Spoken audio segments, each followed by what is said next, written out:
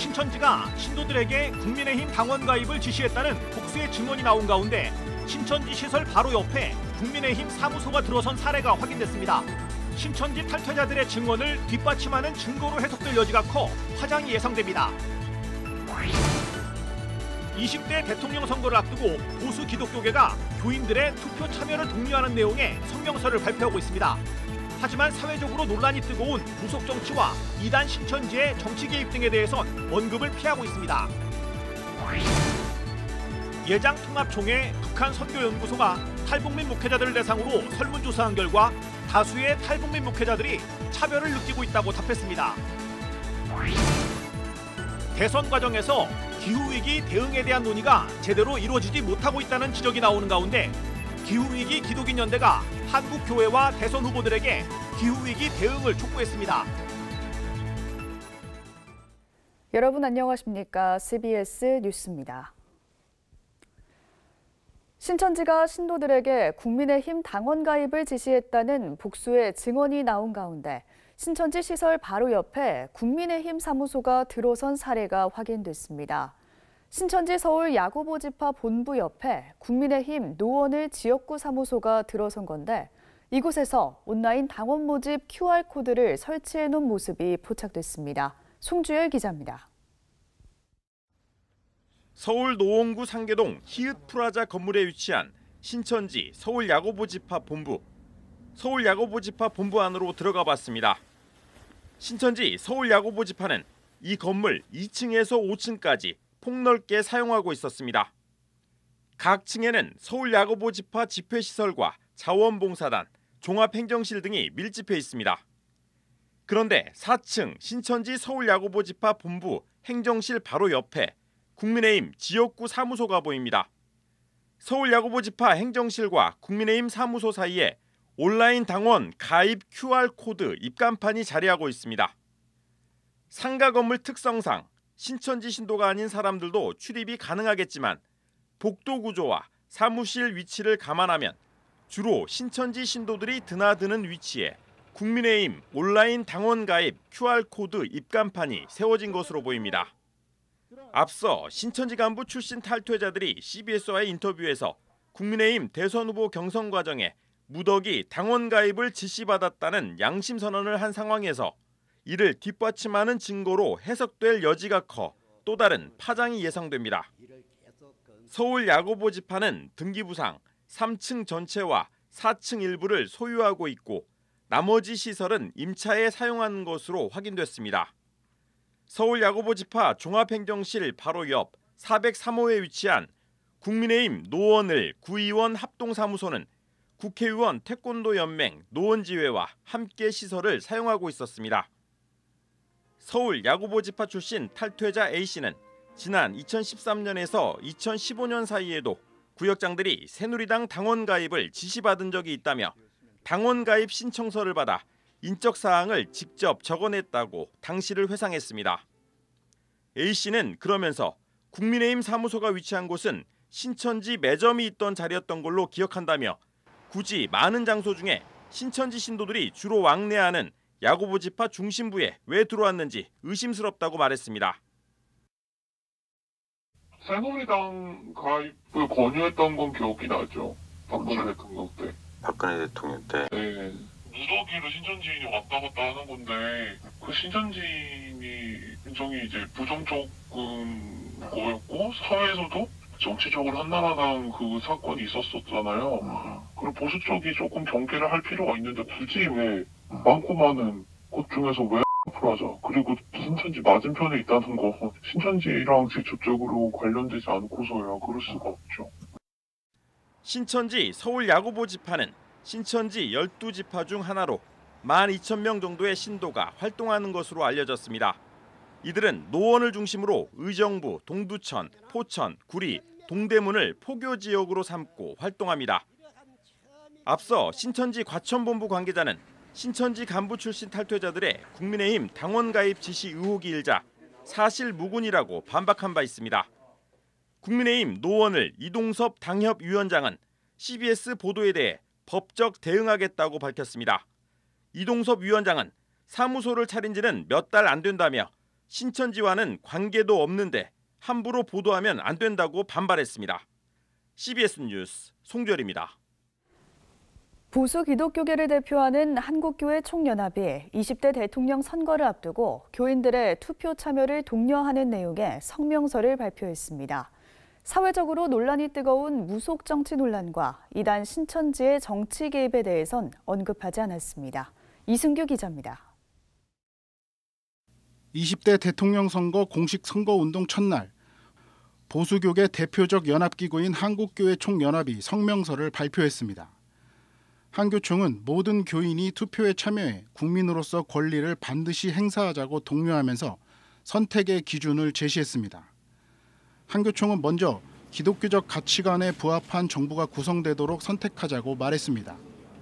기독교적 가치관은 어떤 이념보다도 완전한 삶의 지표라면서 모든 인간의 존엄과 공정, 상호 이해와 협력, 이웃과 함께하는 공동체로서의 대한민국을 추구하는 후보를 선택해야 한다고 강조했습니다. 한교총은 이어 5년 후를 바라보는 지혜로 대통령을 선택하자며 급변하는 국제 환경 속에서 자유 대한민국을 지켜내고 5년 후 국민의 삶을 더 높은 수준으로 보장할 지도자가 필요하다고 말했습니다. 한교총은 또 교인 각자의 선택을 서로 존중하자고 강조했습니다. 지역교회나 단체가 특정 후보의 지지를 표명하는 방식의 정치 참여는 바람직하지 않다면서 모든 교회 지도자는 교인 각자의 신앙 양심에 따른 자유로운 선택의 권리를 존중해줘야 한다고 당부했습니다. 하지만 한교총은 사회적으로 관심이 모아지고 있는 무속 정치 논란과 이단 신천지의 정치 개입 등에 대해선 언급하지 않았습니다. 또 다른 보수 연합기구인 한국교회 연합은 앞서 윤석열 후보를 지지한다고 발표해 보수 교계로부터 비판을 받기도 했습니다. 사회 현안에 대해 기독교적 시각으로 대안을 제시해온 한국기독교공공정책협의 역시 공식 선거운동을 앞두고 발표한 성명에서 공명선거와 투표 참여만 강조했을 뿐 무속 정치 논란과 신천지 의혹은 언급하지 않았습니다. 이단과 무속에 가장 민감하게 반응해온 보수 기독교계가 기독교인들이 중요하게 지켜보고 있는 사안에 대해 침묵하고 있는 겁니다. 이단 전문 매체 바른미디어 대표 조미든 목사는 이번 신천지 신도들의 국민의힘 대거 입당 의혹은 단순히 개입 차원을 넘어 유착 관계로까지 이어질 수 있는 만큼 매우 위험한 상황이라고 지적했습니다. 조 목사는 보수교계가 신앙 양심 대신 정치적 이념을 선택한 것으로 보인다며 대선 결과에 따라 신천지가 앞으로 더 활발하게 활동할 수 있는 길을 열어줄 수도 있다고 우려했습니다. 교회는 진리 위에 기반한 곳이기 때문에 사실 이단, 무속 이런 것들은 절대로 용납이 안 되는 지점이거든요. 그러니까 이 상황 자체가 굉장히 해석하기가 의아스러운 거죠. 그 어느 것보다 이단하고 무속에 관련된 것들은 신앙에 대한 문제고 진리에 대한 문제이기 때문에 더 목소리를 높여야 되는 지점인데 신천지 아웃을 외쳐왔던 한국교회, 하지만 정치적 신념 앞에 무속과 이단 문제마저 외면하고 있다는 비판이 제기되고 있습니다. CBS 뉴스 이승규입니다. 1970년대와 80년대 세문안교회 대학 청년부 활동에 참여했던 관계자들이 20대 대통령 선거에 대한 입장을 발표했습니다. 이들은 20대 대통령 선거야말로 21세기 대한민국의 국운을 좌우할 중요한 선거라며 전 국민의 역량을 결집해 대한민국을 세계 선도국가로 이끌어갈 능력 있는 지도자를 선출해야 한다고 지적했습니다. 이들은 구체적으로 미신이나 무속 등에 휘둘릴 수 있는 후보를 피해야 한다며 공약을 실제로 실천할 의지가 있는 지도자, 평화의 비전과 의지를 가지고 남북 민족 상생을 추구할 지도자 등을 선택해야 한다고 강조했습니다. 이번 성명에 참여한 관계자들은 윤경로 교수와 권진관 교수, 류태선 목사와 이근복 목사 등으로 모두 47명이 동참했습니다. 북한을 떠나 국내에 정착한 탈북민 수가 지난해 기준으로 3만 명을 넘어섰습니다. 하지만 우리 사회에서 탈북민에 대한 차별은 여전한데요. 교회 안의 상황도 다르지 않습니다.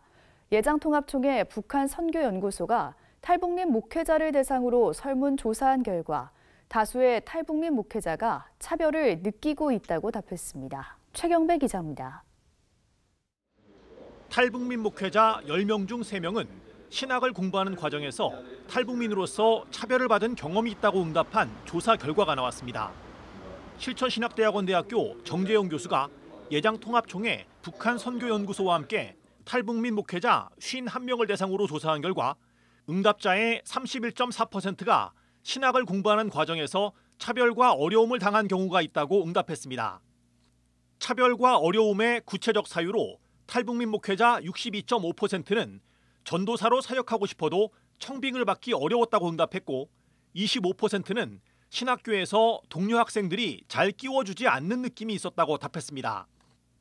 교회에서 교인들이 무시하는 느낌을 받았다고 응답한 탈북민 목회자는 18.8%, 사역하던 교회 담임 목사에게 존중받지 못하는 느낌을 받았다는 응답은 12.5%였습니다.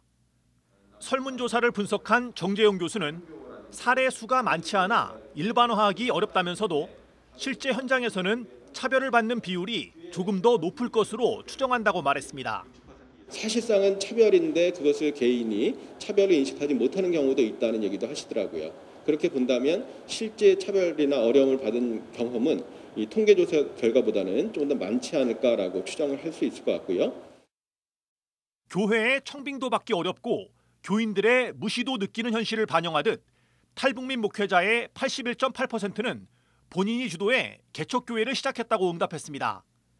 정재용 교수는 탈북민들의 교회 개척 의지가 강하기도 하지만 기존 교회에 청빙을 받기 어려운 현실이 반영된 결과라고 해석했습니다. 탈북민 목회 시 가장 어려운 점을 묻는 질문에는 51.2%가 헌신된 평신도 일꾼이 부족하다고 답했고 48.8%는 재정이 부족하다, 22%는 교인들의 교회 이탈이라고 답했습니다. 탈북민 목회의 장점으로는 97.6%가 같은 탈북민으로서 동질감과 친밀감을 느낀다고 응답했고 교인들이 북한말로 하는 설교를 좋아한다는 응답이 12.2%였습니다. 통일 뒤 북한에서 목회할 의향이 있느냐는 질문에는 절대 다수인 98%가 목회할 의향이 있다고 응답했고 목회할 의향이 없다는 응답자는 한 명도 없었습니다. 정재용 교수는 탈북민들은 통일 이후 북한 선교에 최첨병 역할을 할 것이라며 탈북민 사역은 작은 통일이라고 할 만큼의 중요성을 지닌다고 말했습니다. 선교를 적실성 있게 하기 위해서는 선교지에 대한 이해나 또 현실적인 방법을 찾아야 되는데 그런 점에서 북한 출신 목회자나 성도들이 훨씬 더 장점이 있고 이점이 있는 부분들이 있다고 생각이 듭니다. 이분들을 잘 돕는 것이 한국교회가 통일이나 북한 선교를 또 잘 감당하는 일이 될 것이라고 생각하고요. 뒤이어 나선 토론자들은 한국 교회가 북한 교회 재건을 위한 기금만 쌓아둘 것이 아니라 북한 선교의 주역이 될 탈북민 목회자들과 신학생들을 양육하고 섬겨야 한다고 조언했습니다. CBS 뉴스 최경배입니다. 20대 대선을 20여일 앞둔 가운데 공론회장에서 기후위기 대응에 대한 논의가 부재하다는 지적이 나오고 있습니다. 이런 가운데 그리스도인들은 기후위기 기독인 연대를 출범하고 한국교회와 대선 후보들에게 강력한 기후위기 대응을 촉구했습니다. 오요셉 기자입니다. 한국 교회의 적극적인 기후위기 대응을 촉구하며 평신도를 중심으로 기후위기 기독인 연대가 출범했습니다. 기후위기 기독인 연대는 교회 연합기관과 각 교단들이 기후위기 대응에 나설 것을 밝혔지만 일부를 제외하곤 구체적인 실천으로 이어지지 않았다고 비판하며 보다 실질적인 대응 활동에 나서야 한다고 강조했습니다. 당장 행동하지 않으면 모두가 죽을 수 있다고 경고하는 것이며 교회와 성도들이 먼저 행동하는 것. 그런데 교회의 목소리가 잘 들리지 않습니다. 작은 움직임들은 있지만 잘 보이지 않습니다. 기후위기 기독인 연대는 현재의 기후위기는 개인이나 개교회별 실천으론 해결할 수 없는 상황에 직면했다고 지적하며 근본적인 체제 전환, 즉 무한 성장주의 시스템을 극복해야 한다고 말했습니다. 특히 정부와 산업계의 기후위기 대응을 맡겨둬선 안 된다며 시민들로부터의 풀뿌리 운동이 필요하다고 강조했습니다. 이 시스템 전환이라고 하는 거, 근본적인 체제 전환이라고 하는 것은 굉장한 고통과 진통이 따릅니다. 풀뿌리 지역에서부터 아래로부터 우리가 시민들의 힘을 모아 나가는 과정을 통해서 우리의 힘을 결집해서 그런 제도를 만들어 나가는 그런 방향으로. 기후위기 기독인연대는 정의롭고 공평한 기후위기 해결을 위해 20대 대선에서 기후위기에 가장 잘 대응할 후보에게 투표할 것을 요청했습니다. 소속된 교회가 기후위기 문제에 목소리를 내도록 요청해 주시고 또 정부에도 요청해 주십시오. 무엇보다 될 사람에게 또는 차악에 투표하지 말고 신앙의 양심에 따라 기후위기를 가장 잘 대응할 최선의 후보에게 투표해 주십시오. 또 20대 대선 후보들에겐 이젠 개발과 성장이 아닌 공존과 번영의 시대로 가야 한다며 그 시작은 강력한 기후위기 대응이라고 강조했습니다. CBS 뉴스 오요셉입니다. 분당 우리교회가 오는 4월 첫째 주일을 분립의 날로 지정한 가운데 이찬수 목사가 지난 주일 예배 설교에서 분립에 대해 다시 한번 설명하는 시간을 가졌습니다. 이찬수 목사는 오는 4월 첫째 주에 예정대로 29개 교회로 분립될 예정이라면서 다만 교회 선택은 성도들에게 맡기기 때문에 규모는 확정되지 않았다고 밝혔습니다.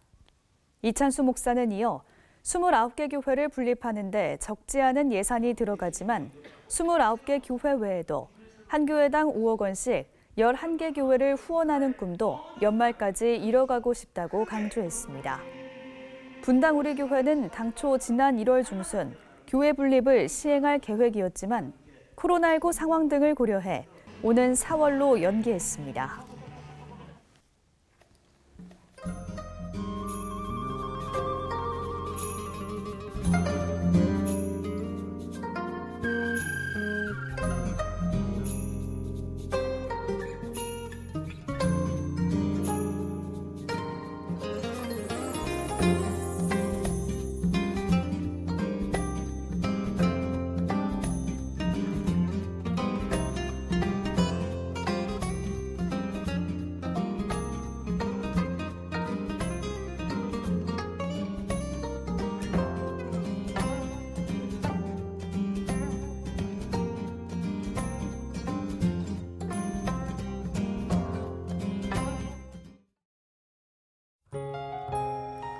내일부터 다시 한파가 예상되는 가운데 충청도와 전라도엔 눈이 내리겠습니다.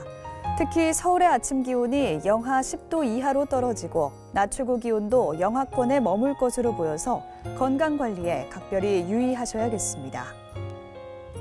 내일 아침 최저 기온은 영하 14도에서 1도, 낮 최고 기온은 영하 5도에서 영상 4도로 예상됩니다. 이상으로 뉴스를 마칩니다. 함께해 주신 여러분 고맙습니다.